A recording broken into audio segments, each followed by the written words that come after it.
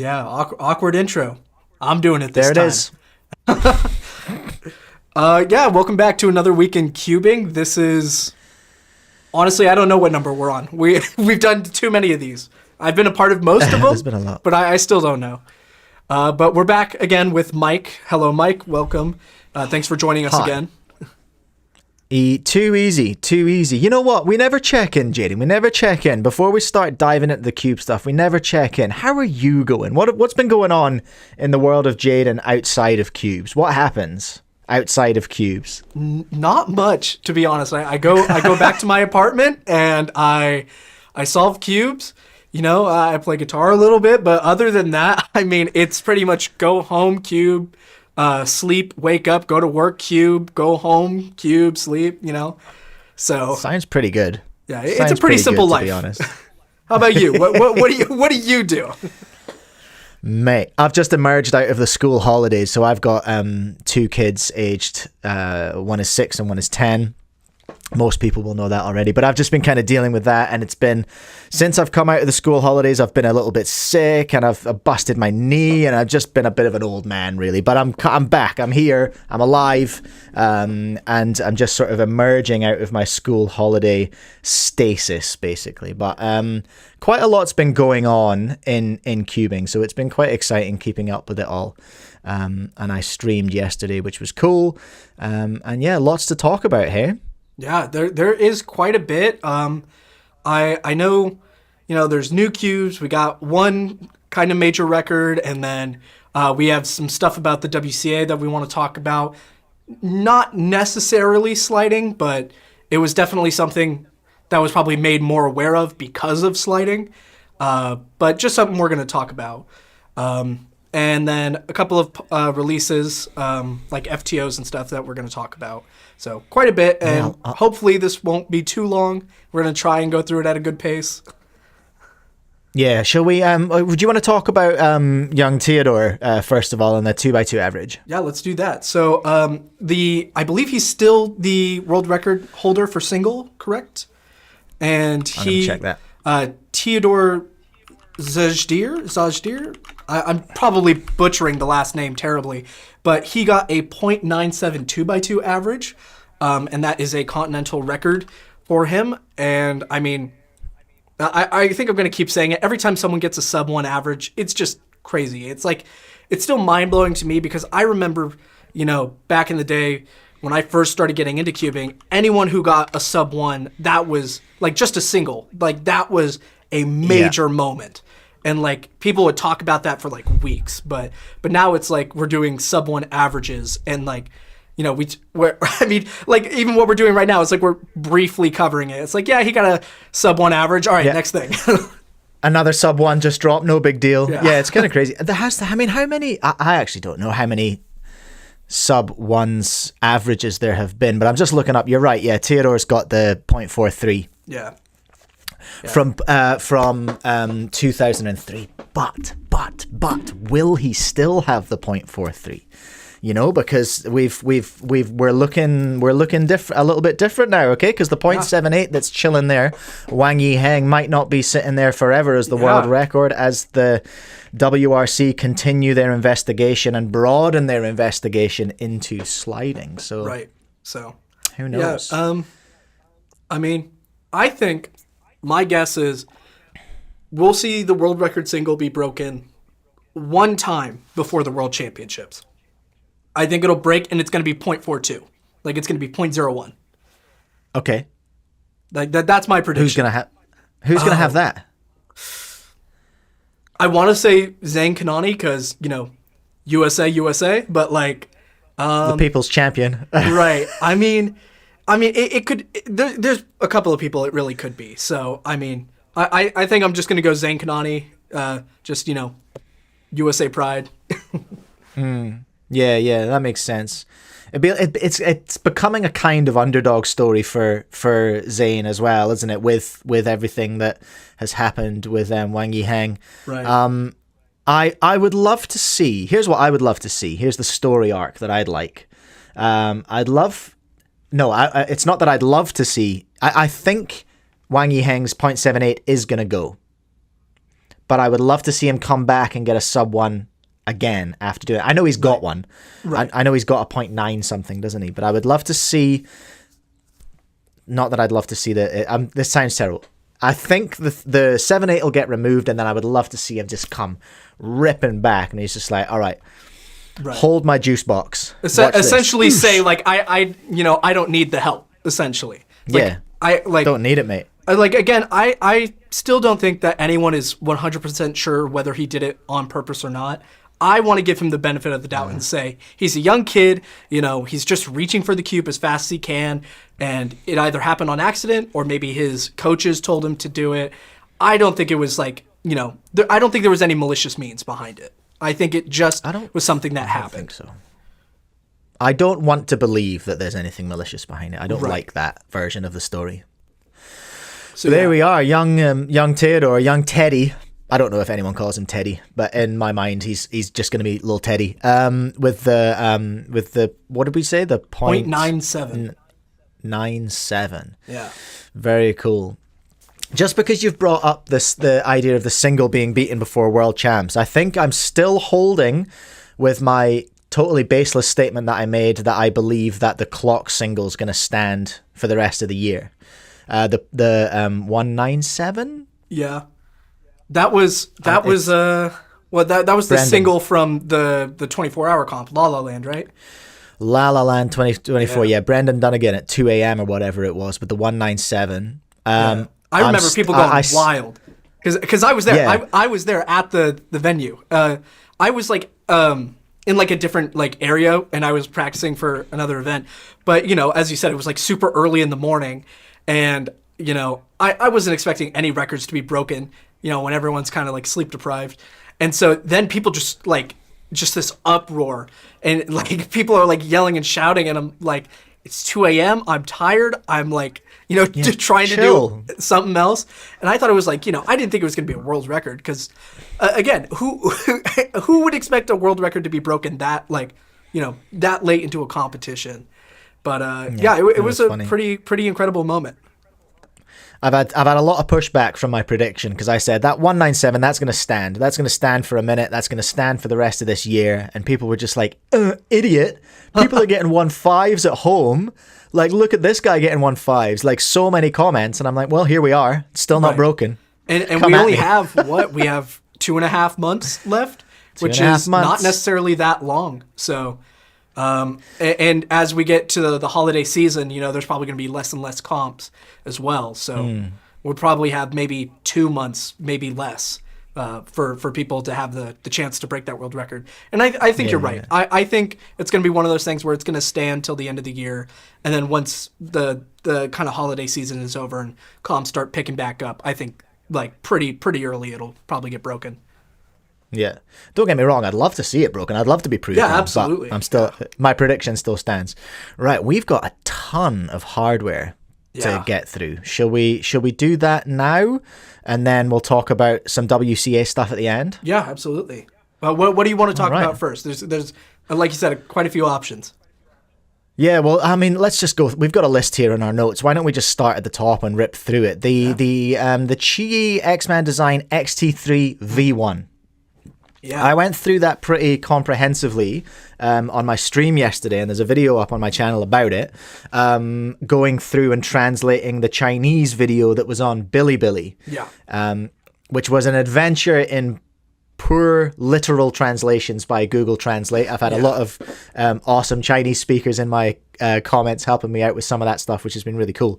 But we spoke about this very briefly, I feel like, on a previous... yeah, we did. But it was we had to be pretty vague about it. But now that there's actual, proof out there of it, I think we can, talk about it a little bit more. So I know that you heard of someone who had one. Max Park had one. I've seen one. And so I know when Max Park was here at the shop, I got to briefly try it out. And it was pretty good. Now, I don't remember exactly how it felt because it's been a while. And again, I very briefly got to try it out. But it was pretty good. The adjustment system is toolless as far as I remember. and it's basically, from what I can recall, kind of like a light version of the Tornado V4. With some minor changes here and there. But, I mean, Max was using it interchangeably with the Tornado V4. He just kind of, like competition day, he would like pick it up and decide which one was better in the moment. So, obviously, it is pretty good if Max Park is using it. Yeah, so we went on a really deep dive into the technicalities of it yesterday and what it literally is. And it's the adjustment system from the QiYi M Pro, which is like you said, it doesn't have like that, yeah. It doesn't have a handle, but it is the adjustment system from the QiYi M Pro, which is, it does what it needs to do. Right. It is not a ball core, but it is a magnetic core, a la Gan 11, you know? And some other stuff. Yeah. There are two versions. There's a flagship, which has edge-to-corner magnets and corner-to-core magnets, and a frosted coating. And there's a Pioneer version, which has all of that, plus repelling edge magnets. Okay. And UV. Yeah, I honestly could not tell you which version Max had. I know Max prefers to have frosted cubes, but you know that QiYi could have been nice enough to send him out a Pioneer version that was frosted because that's what Max likes. But you know, I have no idea which one he had. All I know is that the one he did have, he liked it, and he liked it a lot. Yeah, no adjustable magnets. And I also noted, we were kind of talking in the live stream about how it was Tornado moldings on M Pro guts. And that's not quite true because they are slightly different magnet capsules. So it is a new cube. They are new moldings as far as I can tell. On a slightly older core. But listen, little Timmy, if you're thinking of typing in the comments right now, how much is it? How much is it? We don't know. No idea. We don't have this information Not yet. Well, I'm sure we'll have it Chill. Soon. But I think it's probably fair to assume it'll be less than a Tornado. Yeah. Otherwise, why does it exist? Because from what I've been told by, people who've had a chance to try out the cube like more extensively than I have, they all kind of agree that based on like the quality that they've felt and the performance of it, they would say it's probably leaning more towards a budget-friendly cube and less of a like kind of premium flagship cube. Now, whether or not that ends up being what the pricing is like is still up in the air. But I mean, cube feels good, so I'd be willing, from what I've tried, I'd be willing to pay close to like normal flagship pricing for it. Okay. Well, we'll see what happens, eh? We'll see what turns up. Yeah. But anyway, that's exciting to have another X-Man design. I'd quite like to see another 2x2 from X-Man that doesn't suck. Yeah, That would be nice. I'd like them to just refurbish their whole line. They did a 5x5. That was the first 5x5 they did, and it was absolutely amazing. Max uses it too. They have their 3x3, obviously, the Tornado V4, that just came out. But I'd like to see their 2, 4, 6, and 7 totally just redone or a new version. I just like, True. Because the cubes were good at the time, except for maybe the 2x2 and 4x4. But like the 6 and 7 especially were like really good for their time. So I'd like to get an update on that. The 2x2 was especially bad. The Flare, it was called. Yeah. That was very catchy. 2x2ers hated it. The 4x4, I was an outlier because I loved that. The Ambition, it was called. Yes. I thought it was great, but then everyone who was even half decent at cubing was just like, what are you talking about? It's terrible. I was like, oh, okay. That's kind of how Cameron was with the Gan 4x4. Now, he didn't say the cube was like great, but he liked the feel of it. And so he was, pretty much the only person to be like, I kind of like the Gan 4x4, and everyone else is like, no, that was one of the worst 4x4s.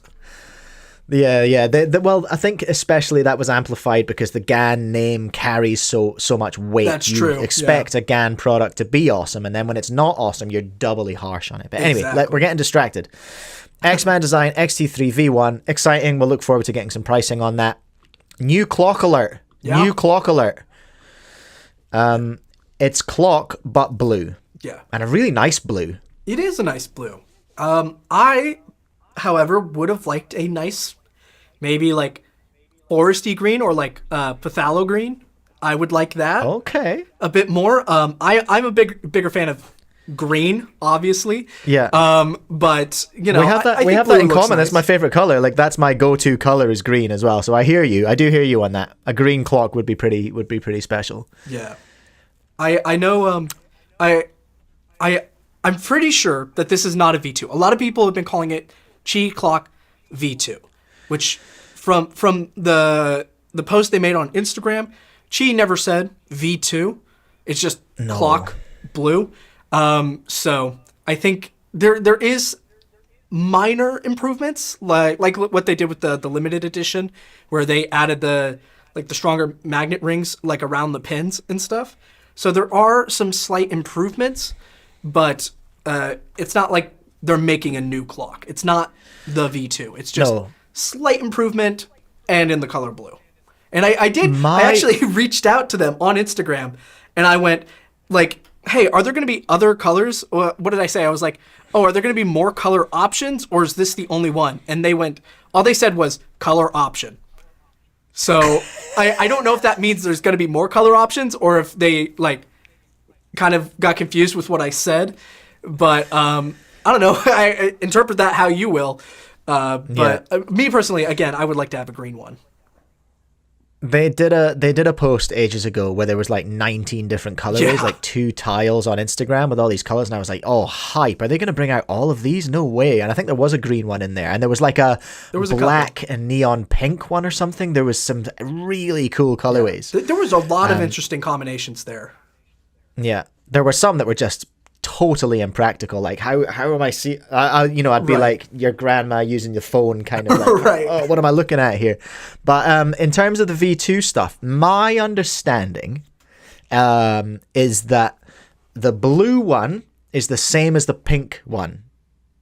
So whatever the difference is, that minor change they made to the pin magnets for the pink one, I think that's what the blue one is as well. It's a not limited edition version. So yeah. Yeah. So I guess arguably you could call it a V2, but the change is so minimal. I think I'd call it the V1.5. It's not quite a new cube or that big of an improvement. So the QiYi 1.5, we'll call it that. But there were a half dozen posts on r/new cubes calling it the V2, and I was like, all right, well, this is becoming truth because people are just yelling it over and over again. Yeah. Hey, another pointless upgrade from MGC. Yeah, another one. What now? It is the MGC 7x7, but it has UV coating and a ball core. Now, sure. These things we're seeing in bigger cubes now. They're getting UV coating. They're getting ball cores. The issue I think I have with this is that they're taking a cube that, while it does perform fairly well, it doesn't really keep up with the modern cubes now, like the Meilong V2 7x7 or even the Alfu. Doesn't really keep up with them as well. So just adding UV coating and a ball core, I don't really think it's going to help the performance that much. And it's like, why are we doing this instead of doing something that people have been asking for years, which is a new Sq-1. The MGC Sq-1 is already the best Sq-1 that you can get, but even so, you still have to mod it, pretty extensively if you want it to be, able to perform at a world-class level. So, MGC or YJ, if you're listening, a new Sq-1, at least Maglev. I know they were doing one with a speed actuator, but don't care. Maglev. Do Maglev. We want Maglev. Maglev and weight reduction. Maybe add some edge magnets in there. We need a new Sq-1. Now is the time for MGC to strike with a new Sq-1, right as we're coming up to, and we'll talk about this straight after, but we're going to see again Sq-1 soon, I think. The prototypes look fairly well developed. So I think this is, if MGC can bring out an actual maglev improved version of the Sq-1 that undercuts Gan on price, which is inevitable, right?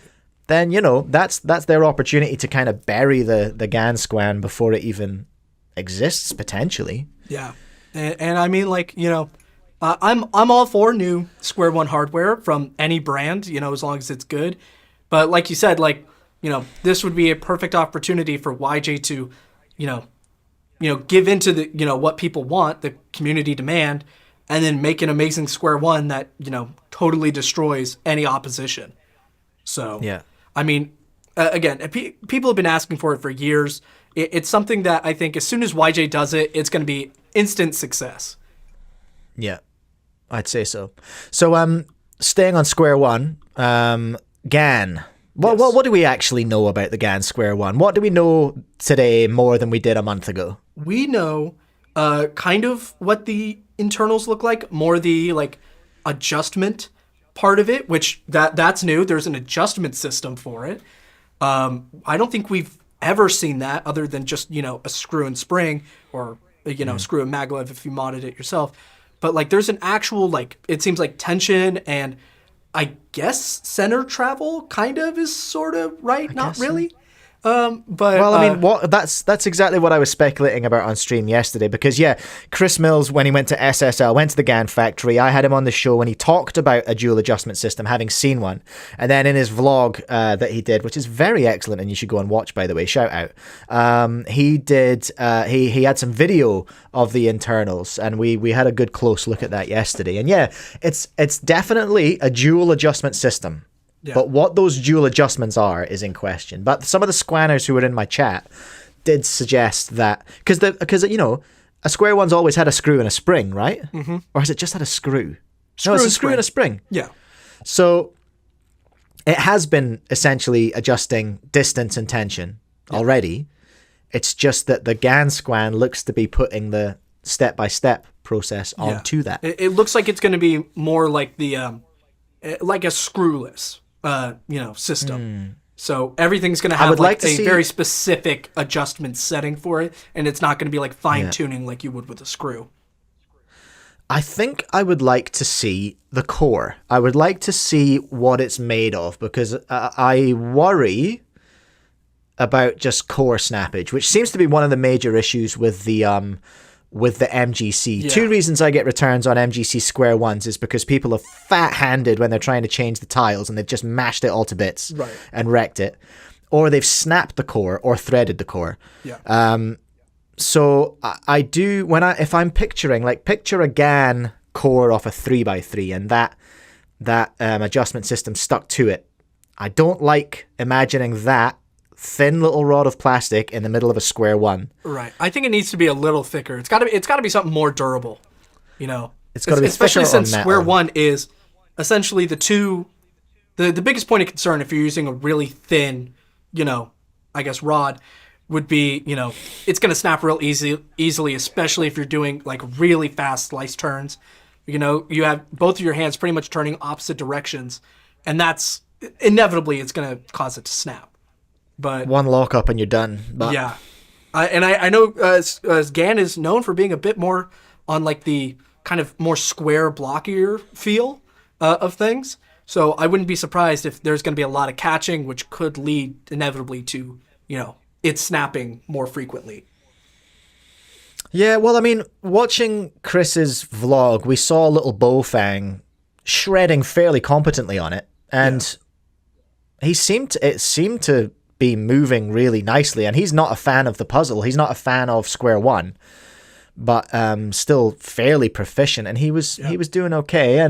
But I mean, you can't. Some of these things you can't tell until they've existed for a few months. These are problems that emerge further down the line. So I don't know. At the moment, we still don't know what's inside it. Yeah, we've seen very little. At least now we've seen a physical cube, so we know that they're guaranteed have a prototype made. At least one. At bare minimum, they have at least one. It was the GTA 6 of cubing for a while. It was just pretty much. Is it gonna happen? Is it there? Is it real? Is it happening? But it's and they still GAN haven't really officially said anything about it, apart from they said they were going to make one 2 years ago. Yeah. In an interview with Mr. Gan.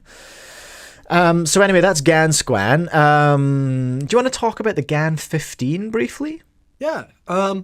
Right now, I know Gan 15 is a pretty, I would say, hot topic, especially since usually by this time of year, Gan has fully released their flagship, and typically, all the, variants that come with it, frosted, UV, but it still has not been released. As far as I know, there have been delays from earlier in the production cycle. It could be delayed now. I'm not 100% if that is the case. If it is, I hope it's more of a situation where it's like not manufacturing issues where like maybe the mold broke or something. I'm hoping what they're doing is they're taking the puzzle and being like, okay, we're making sure everything is absolutely right so there's no issues upon release. Like with the 14, popping issue. Hopefully, I mean, they seem to address that, but I think maybe they're making it a stronger plastic, something more durable, maybe, but, I'm kind of leaning more towards they're making sure everything is perfect before they release it. True, I hear that. So I'm seeing mixed information on Reddit.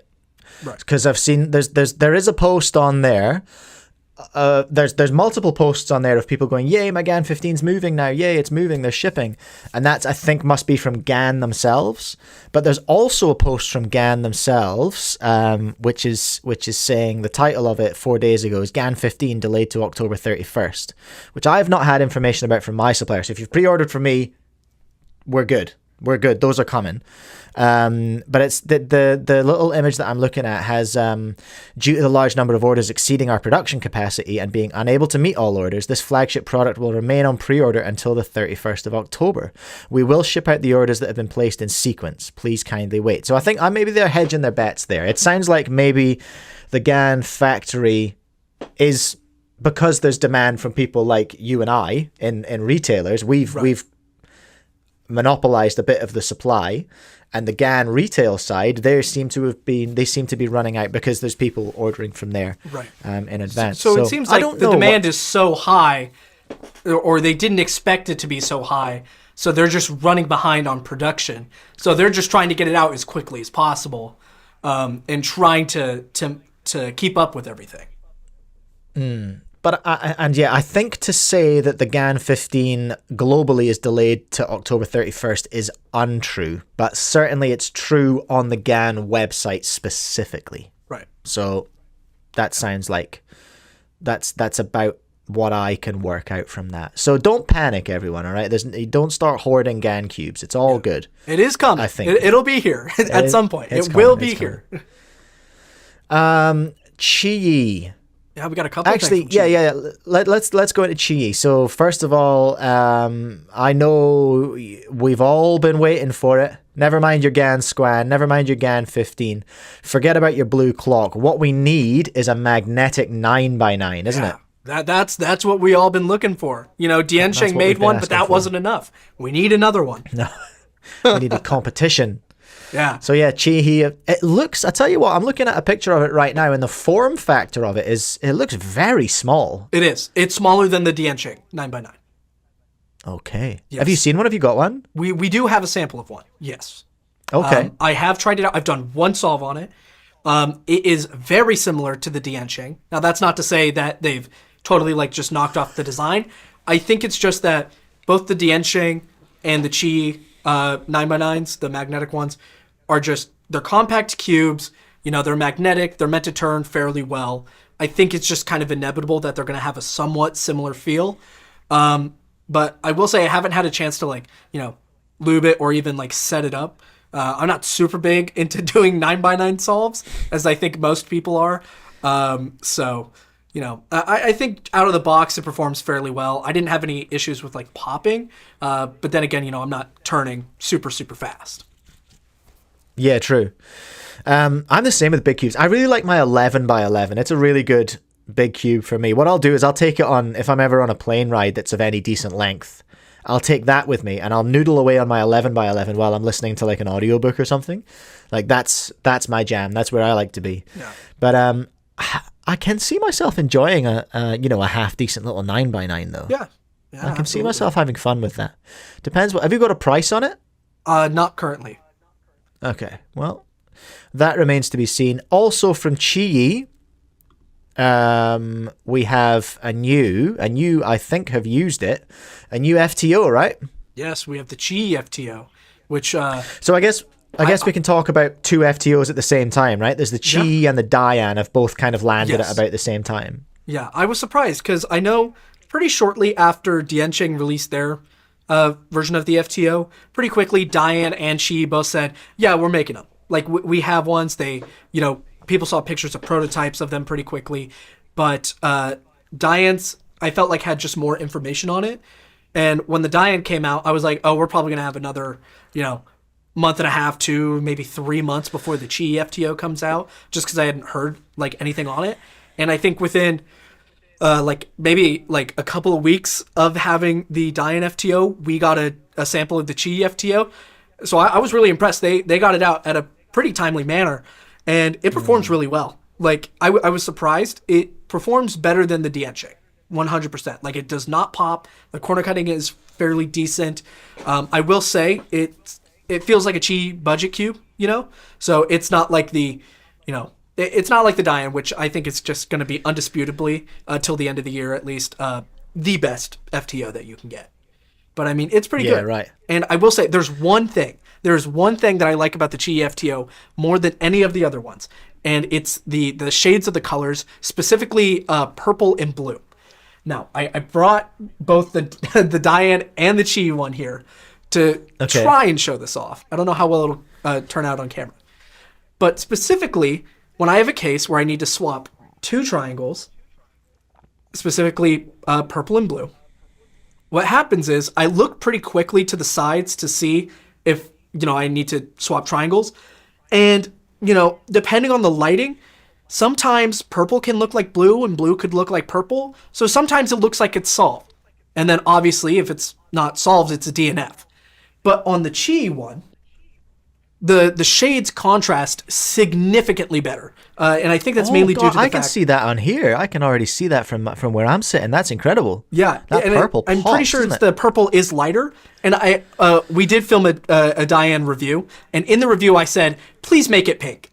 Please make one that, instead of a purple face, make it pink. Because it's going to contrast so much better. So, yeah, I'll show it on camera so you guys can see. But, that's my biggest complaint, is that we have purple instead of pink. DaYan, QiYi, anyone, please send out an FTO with a pink face on it. Please. So let's do a hypothetical based on the two cubes you've got in front of you, right? Here's the thing. FTO becomes official tomorrow. It's at your next Vegas comp. Which one are you using to get an official result? Which one are you maining? DaYan, absolutely. DaYan? 100%. Even with that color issue? Yes. The reason for that is that, I would rather take an extra half a second to look a little bit more closely at the colors than have to deal with the slightly worse performance of the QiYi. Now, it doesn't mean it's bad. It's just not as good as the DaYan. And I think, the goal of this is to be probably more of a budget-friendly option. It's probably going to be less than $30, which is roughly where the DaYan is priced at. And this cube doesn't pop, so that's a huge plus. Neither does the DaYan. But, for $30 for an event that's not really an official event, some people might be hesitant to buy one. So. But if we're handing out, it's in the FTO Olympics, we're handing out medals. DaYan's taking the gold. Yeah. QiYi's got the silver. 100%. DaYan might get the bronze. It depends. I know if it doesn't explode. TOs, the modded FTOs, they take I think it's a Super Ivy Cube and they 3D print parts for it. I think that would have a pretty good chance of going up against the DaYan. Mainly because the ones I've tried haven't popped. Well, I mean, there is that. But, I think probably most people would say DaYan is better just because, out of the box, and you don't have to put as much effort into it because you don't have to, make one. But, I think for some people it might be pretty close. Yeah, right. Okay, and finally... Wait, no, that's it. That is finally. The last thing on the list was Teddy, but we put him at the start, so that's good. Awesome. Right, lots of hardware. Lots of hardware. We are about half an hour deep now, so we'll just wrap up with some WCA stuff. So I talked about these the other day. I kind of had a crisis of confidence after... Not coming after. I feel like I've been pretty fair in my coverage of like the sliding and all this kind of stuff, and looking into the WCA and actually being interested in how the WCA works and things, and the poor board who are just, in my opinion, having to do way too much. So I thought, well, what can I do to help? Maybe I can just start amplifying the little latest news stuff that comes out from WCA, shed a bit of light on what's happening in real life for the WCA. So the biggest thing that's happening really is their annual members meeting, which is happening tomorrow. I know it's it's tomorrow. Well, at the time of recording, it's tomorrow. So at the time of recording, it's tomorrow. At the time of this going out, it may be yesterday. Who knows? Maybe. But it's October the 19th, 3 a.m. UTC. So I think that's pretty antisocial for you. At 3 a.m. UTC, is that right? I would say so, because I think UTC is that universal time? Is that what they're saying? Or is it like... I think so. Or is this something weird, like they're being specific, like Utah or something? I don't know. What's your time zone that you're in LA? In Vegas. I'm at PST, which is Pacific Standard Time, and then there's Mountain Time, which is an hour ahead of us. I know that. I'm gonna go 3 a.m. We're doing this live, everyone. This is happening. Sorry. So the 19th at 0300 is gonna be 8 p.m. Pacific. That's not too bad. Okay, that's not bad. That's not too bad at all. Yeah, October 19th, 3 a.m. So that is for you, ads. It's it's Friday the 18th for you, which is tomorrow at the time of recording for you at 8 p.m. Yeah. 8 p.m. on a Friday night. You want to go to an AGM? Woo! Let's go. I wish I could, but I'll be on a plane. I'll be... Oh, fabulous. So I'll have to like... I think they're live streaming it, right? On Twitch, on Twitch. Yeah, so yeah, they are. Check out the live stream. I actually do want to see that because it sounds like the director's report is going to be presented for the first time at that meeting. I had a slight gripe about that yesterday on my stream, but don't worry about it. It's a long story. It's kind of boring. If you want to see the video, you can go watch it. But 8 p.m. Friday for you. It's 4 p.m. Saturday for me, which is right after the competition I'm going to on Saturday. So that'll be a lovely little post-competition event for me to sit and watch and pore over the financials and everything. So yeah, that's happening. And they are also recruiting a couple of things. If you want to be a team leader, if you've got 10 hours a week you can dedicate to the WCA, and you have skills in mostly like project management, and you really have to know the WCA inside out. They are looking for a leader for the MCT, which is the Major Championship team. That sounds like a big job. They're looking for someone to lead that team, and they're also looking for someone to lead the sports organization team, which I was surprised to find out one of their priorities is writing an anti-doping policy for speed cubing. Not something I would have thought was like totally relevant in our little community here. I don't know how many, roided out speed cubers there are. It could be something that's like necessary for like becoming a sport. It could be one of those things where it's like you need to have this kind of regulation in place. So it feels like a box tick because they've got two things in their motion that created the sports organization team. They've got two things, and one of them is like comply with all legislation, which I would have thought the doping program thing would have been. And they've got the doping thing as its own thing. So obviously that is of higher importance than other things. But yeah, that stuck out to me. I was like, oh, what? Okay, sure. Fair enough. I mean, you got to have one. A policy is a policy. You don't write policy because it's happened. You write policy because you don't want a thing to happen. Right. Is a very, very distilled way of looking at it. But anyway, that's what's going on WCA. Members meeting is happening 3 a.m. UCT, whatever that means to you, on the 19th, and there are applications open until the end of the month for leaders of those two teams. I said the sports organization team and the major championships team. So there you go. Yeah, and I did have a question about this that I will allow anyone to answer. So get in the comments for this one. But I think one annual meeting is not enough. I think it should be biannual. I think you should have one right at the start of the year, which covers, okay, we just had, we just wrapped up the year, the previous year. Let's talk about some things that maybe we want to change, some we want to address, and what we want to do for the future. Then in 6 months, in probably like July, you'd have another meeting, and they say, okay, we have some things we wanted to implement. We had some things we wanted to fix from the previous year. Did we do that? How did that work? And then from there, you can correct things a little bit better, and that way you're just you're addressing issues more frequently. So there's I feel like less of a need to. Or there's going to be less of a need to have to address problems in the future. So I think biannually would be nice, twice a year.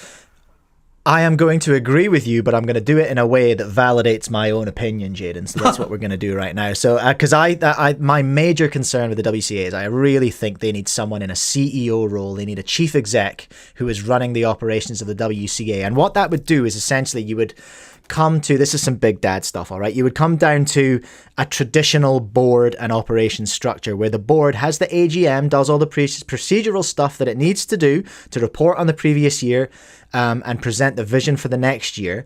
And then the board delegates that entire thing to the CEO. And then at the monthly meetings, the CEO, who has been given the parameters with which to report their success on the plan, they report monthly to the board, delivering the news about how they're progressing against the board's goals that it's set annually and it's as part of its annual planning. So I agree with you. Yeah. I totally agree with you, but my solution to it is slightly different. I think we need a paid CEO, and I think we need it as a matter of urgency because the board are coming under more and more work pressure, and I'm genuinely worried that we are just going to start burning people out really badly at the top level. Yeah, so this is definitely going to be, this would be a very interesting discussion to do like a whole video on, but just for the comments, leave a comment below letting us know, would you like the biannually thing, or maybe what your alternative solutions are? And if there's anyone from the WCA, a delegate, or anyone, maybe even the board, please let us know in the comments what your thoughts on this would be, because obviously you guys would have a bit more of a unique perspective on this. So it'd be nice to hear directly from you guys for sure. And I think that's a I think that's a great. I think we've covered pretty much everything. Is there anything else we want to talk about for that WCA AGM? The only other thing I was going to say is the reason that I'm particularly excited to watch the AGM is not because I'm trying to catch them out or not because I'm trying to do any of that nonsense. There's nothing untoward about it. Genuinely, for me, what I want is to put faces and voices and names to this spectral sort of high council that we talk about that are like we place them. I think the community places them on a pedestal, not necessarily a nice one sometimes. I want to see them and I want to empathize with them because I'm an empath at heart. I want to see them and I want to hear them, and I'm not going to get involved in any way. I'm just going to sit and chill and watch and just see what goes on and just hear what they've got to say, really, on a human level, Yeah.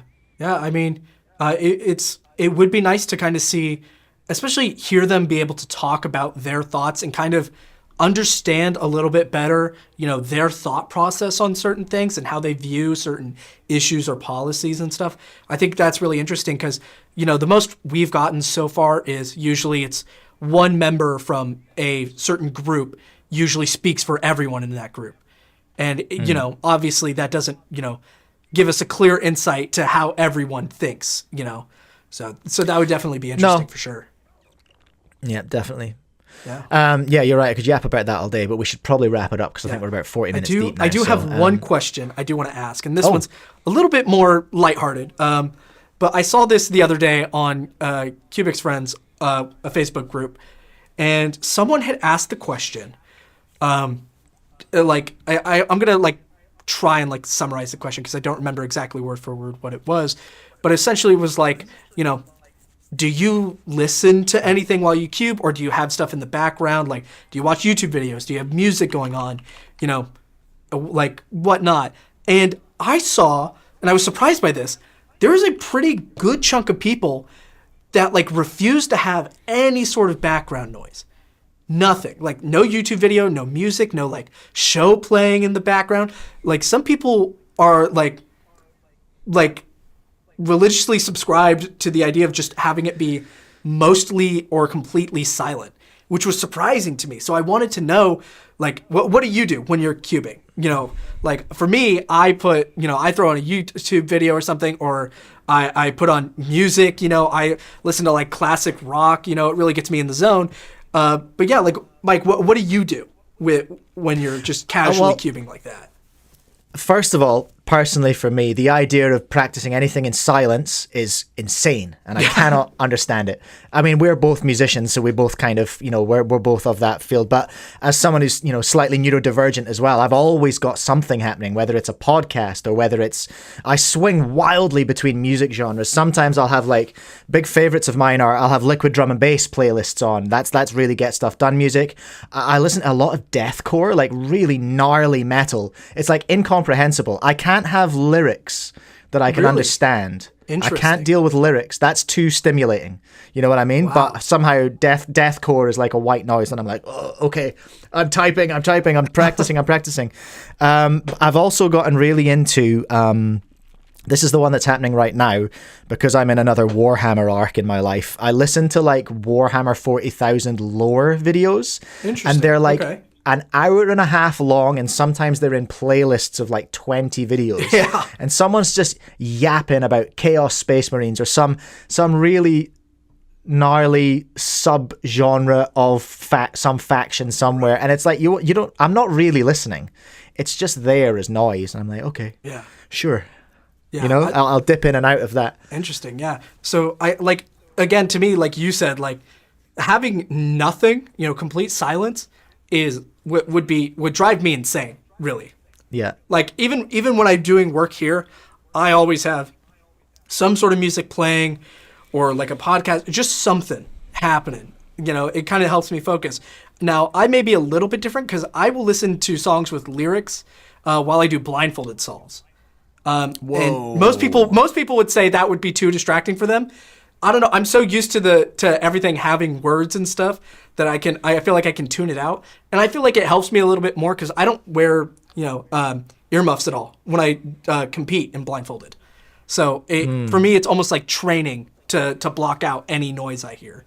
So, but yeah, interesting. What people in the comments, like what do you guys do? Do you guys have anything playing? Are you guys, you know, like just listening to nothing? Is it total silence? Like that would drive me insane. I don't like the idea of being being forced to listen to my own thoughts for too long. That's why I try and drown them out constantly. Yeah. Cool. On that note, shall we wrap it up? Yeah, absolutely. Let's do it. Cool. All right. Thank you so much for watching, everyone.